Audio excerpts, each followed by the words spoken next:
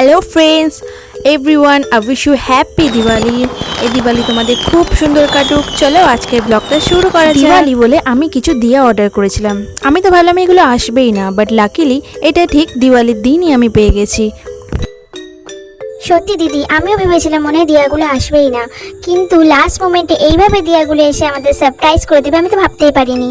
দিয়াগুলো খুব সুন্দর এসেছে, তাই আমি দেরি না করে চটাপট এই দিয়াগুলো দিয়ে রঙ্গোলি করে নিলাম। আর হ্যাঁ গাইস, এই দিয়াগুলো কিন্তু জলে জ্বলে, এইটাতে কোনো অয়েল দরকার হয় না। অ্যাজ ইউজুয়াল তোমরা তো দেখতেই পাচ্ছ, আমি জাস্ট জল দিচ্ছি আর দিয়াগুলো জ্বলে উঠছে, জাস্ট লাইক ম্যাজিক। এই সুন্দরভাবে দিয়াগুলো সাজিয়ে দেওয়ার জন্য আমি আর আমার স্টুডেন্টরাও এতে আমায় প্রচুর হেল্প করেছে। আর আমি হেল্প করিনি বলো দিদি? হ্যাঁ অবশ্যই, গোটা বাড়িটা সাজানোর জন্য তোরা সবাই খুবই মেহনত করেছিস। অবশ্য ক্যামেরাটা ধরবে কে, যে আমি যদি ভিডিওই বানাই, তো ওদেরকে বললাম একটু হেল্প করে দে। বাই দ্য ওয়ে, দিওয়ালি বলে আমাদের বাড়িতে লক্ষ্মী পূজা হয়, আর এই দিন সবাই নিমন্ত্রণ ছিল। আমার ভয় লাগছিল দিয়াগুলোকে নিয়ে।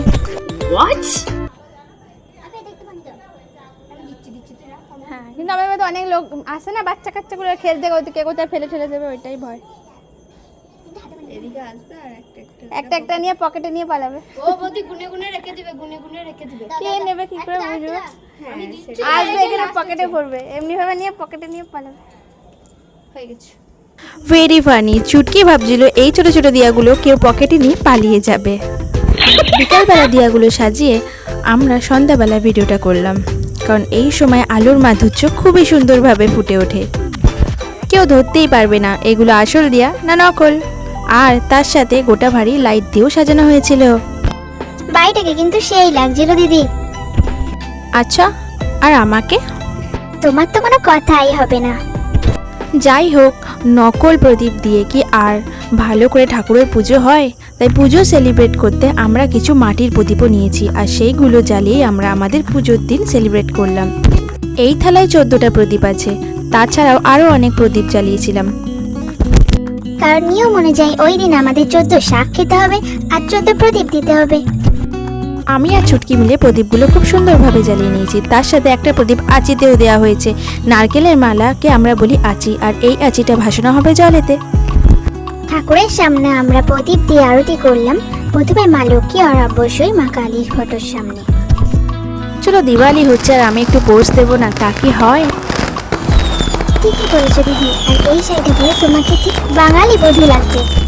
আরে আমি তো বাঙালিই বধূ। এরপরে আমি তুলসী মন্দিরের সামনে খুব সুন্দরভাবে রঙ্গোলি বানিয়ে নিলাম। কেমন হয়েছে রঙ্গোলিটা তোমরা অবশ্যই বলো। নেক্সট ডে আমরা গেলাম মা কালী দর্শন করতে, আর ওই দিন একটি মণ্ডপে খুব সুন্দরভাবে মা কালীর নাটক আয়োজিত করা হয়েছিল। চলো দেখে নেওয়া যাক।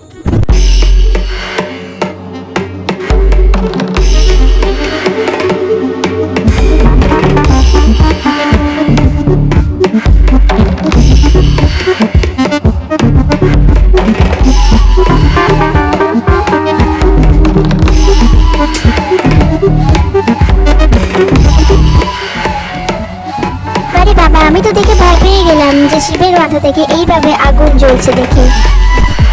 ভয় পাওয়ার কিছুই নেই, এটা তো একটা শো, ওদের এটা করতে অভ্যাসই আছে। চলে, এইবারে দিওয়ালি তো আমরা খুব হ্যাপিভাবে সেলিব্রেট করলাম। এগুলো হলো আমাদের স্টুডেন্ট। তোমরা যদি আমার ভিডিওগুলো দেখে থাকো তাহলে তোমরা কমেন্টে অবশ্যই হাই লিখবে, ঠিক আছে? আর নতুন সাবস্ক্রাইবারদের জন্য বলছি, যদি আমার ভিডিওটা ভালো লেগে থাকে তোমরা অবশ্যই আমাকে লাইক, কমেন্ট আর শেয়ার অবশ্যই করবে। কালী পুজো বলে কথা, আর ডান্স করবো না তা কি হয়?